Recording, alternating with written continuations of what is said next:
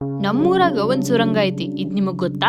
ಎಲ್ಲರಿಗೂ ಶರಣಾರ್ಥಿ, ನಾನು ಅರ್ಚನಾ. ಇವತ್ ನಾನು ನನ್ನ ಫ್ಯಾಮಿಲಿ ಎಲ್ಲಾ ಸೇರಿ ಹಿರೇಹರ್ಕುಣಿಗೆ ಬಂದ್ಬಿಟ್ಟಿದ್ವಿ.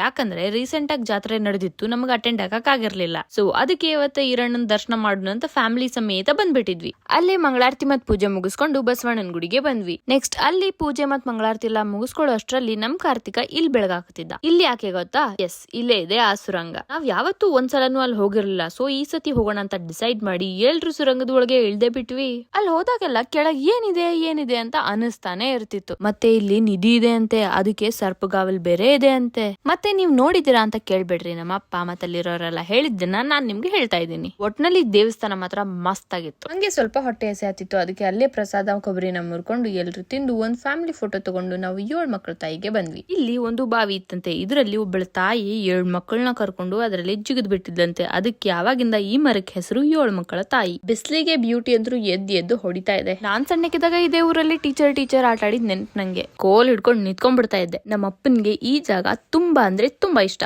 ಅವರೇ ಅಲ್ಲೆಲ್ಲ ಪೂಜೆ ಮಾಡಿದ್ರು, ನಾವು ನಮಸ್ಕಾರ ಮಾಡಿದ್ವಿ. ಹುಣಸೆ ಹಣ್ಣಂತೂ ಎಷ್ಟು ಸ್ವೀಟ್ ಆಗಿತ್ತು ಅಂದ್ರೆ ಮಸ್ತ್ ಆಗಿತ್ತು. ನೆಕ್ಸ್ಟ್ ಅಲ್ಲಿಂದ ಕಮಡೊಳ್ಳಿಯ ಹೊನ್ನೆತ್ತಮ್ಮಗ್ ಹೋದ್ವಿ. ಇದ್ರಲ್ಲೇ ಶಶಿ ಮಮ್ಮಿ ಬ್ಯಾಗ್ ಹಾಕೊಂಡು ತುಂಬಾನೇ ಕ್ಯೂಟ್ ಆಗಿ ಕಾಣ್ತಾ ಇದ್ದ. ಅಷ್ಟ್ರಲ್ಲೇ ಗೋಳ್ ನೋಡ್ರಿ, ಪ್ರೀತಿ ಮಾಡೋ ಮನ್ಸು ಕೊಟ್ಟೆ ಸೂಪರ್ ವೆಂಕಟೇಶ. ಆಮೇಲೆ ಕಮಡೊಳ್ಳಿಯ ಲೋಚರಪ್ಪನ್ ಜಾತ್ರೆನೂ ಆಗಿತ್ತು. ಸೊ ಅವಂದು ದರ್ಶನ ಮಾಡ್ಕೊಂಡು ಹೋಗೋಣ ಅಂತ ಬಂದ್ವಿ. ದರ್ಶನ ಮಾಡಿದ್ವಿ, ಆಮೇಲೆ ಕಾಳಮ್ಮನ್ ದರ್ಶನ ಮಾಡಿದ್ವಿ. ಅಟ್ ಲಾಸ್ಟ್ ಶೇರೆವಾಡದಾಗಿನ ಗಿರ್ಮಿಟ್ ಮಿಸ್ ಮಾಡಂಗೇ ಇಲ್ಲ. ಈ ವಿಡಿಯೋದಲ್ಲಿ ನಾನ್ ಮೆನ್ಷನ್ ಮಾಡಿರೋ 3 ಊರುಗಳಿಂದ ನೀವ್ ಯಾರಾದ್ರೂ ಆಗಿದ್ರೆ ನಿಮ್ಮ ಊರ ಹೆಸರನ್ನ ಕಮೆಂಟ್ ಮಾಡಿ. ಅಲ್ಲಿಂದ ಸೀದಾ ಮನೆಗೆ ಒಂದು ಒಳ್ಳೆ ವಾತಾವರಣ. ಮತ್ತೆ ಸಿಗೋಣ, ಅಲ್ಲಿವರೆಗೂ ಫಾಲೋ ಮಾಡಿ.